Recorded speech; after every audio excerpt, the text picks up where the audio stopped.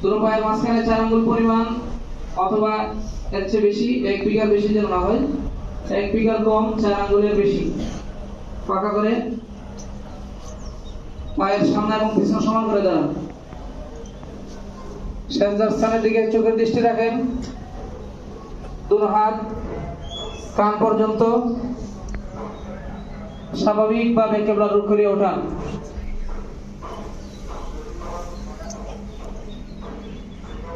কান পর্যন্ত কিবলার রুখ করিয়ে স্বাভাবিক, পিছনের দিকে যেন হাত না যায়।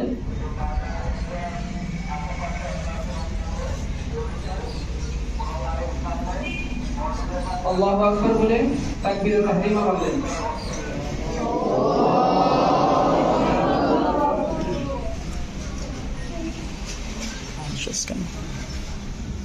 ডান হাতের মাঝখানের 3 আঙ্গুল বাম হাতের কালাই বলে রেখে কালাইয়ের উপর রাখেন এবং কনিষ্ঠ আঙ্গুল এবং বৃদ্ধা আঙ্গুলি দ্বারা বাম হাতের কবজিকে মজবুত করে ধরেন।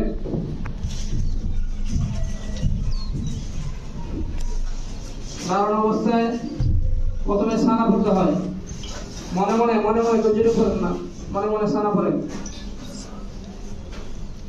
তারপরে আউযু বিল্লাহ বিসমিল্লাহ, তারপরে সূরা ফাতিহা।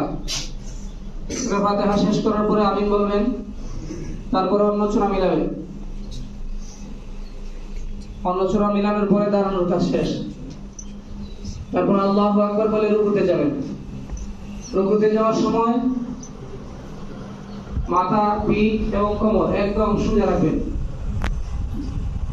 আল্লাহু আকবার বলে সবাই রুকুতে যান।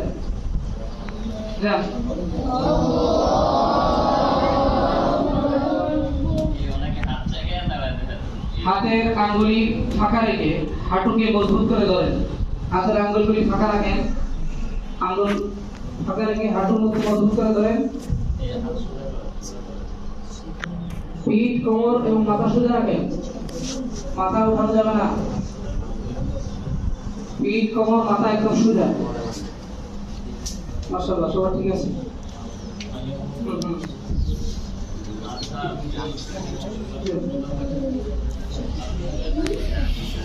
হ্যাঁ, 3 বার তাসবিহ পাঠ করেন, সুবহান রাব্বিয়াল আযীম 3 বার।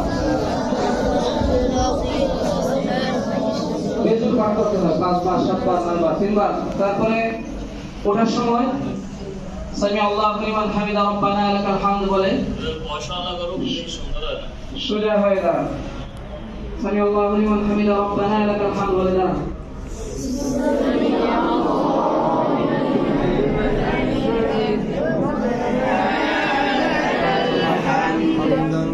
সেজদায় যাওয়ার সময় প্রথমে হাঁটু, তারপরে হাত, তারপরে নাক, তারপরে কপাল, এইভাবে ধারাবাহিক সেজদায় যাবেন। ওটার সময় এর বিপরীতে উঠবেন।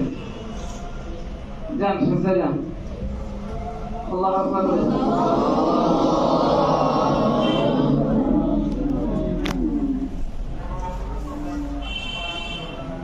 দুটো পা দাঁড়ানো অবস্থায় যেভাবে সোজা রাখছিলেন সেভাবে সোজা রাখেন, অথবা পায়ের গোড়ালি একটা একটার সাথে মিশিয়ে রাখা যায়, ফাঁকা যেন না লাগে, বেশি ফাঁকা যেন না হয়।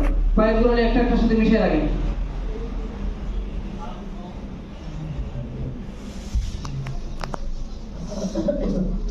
দুটো হাতের কনুই বাজু থেকে পৃথক রাখেন, মাটির সাথে যেন মিশে না যায়, রানের সাথে যেন লেগে না যায়।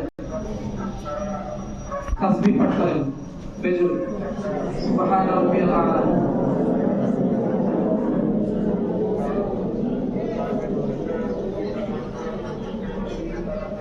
বসার সময় বাম পায়ের উপরে বড় করে ডান পা খাড়া রেখে বসবেন। বসেন, আল্লাহু আকবার বলে বসেন।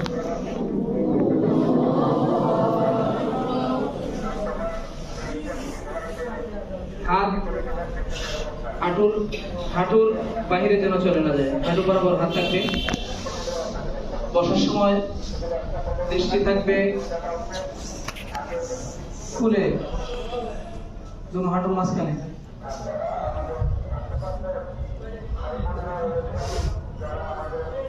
তারপরে বসে বসে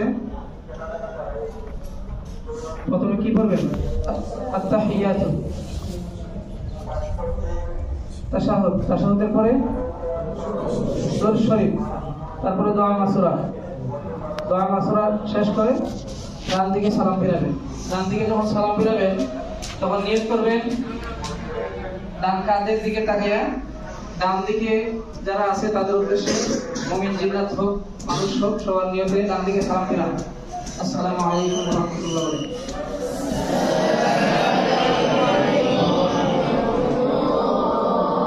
নিজের কাঁধের দিকে তাকান, অন্য দিকে না। আবার মাথা সোজা করেন, কিবলার দিকে সোজা রেখে তারপরে আবার বাম দিকে সালাম ফিরান।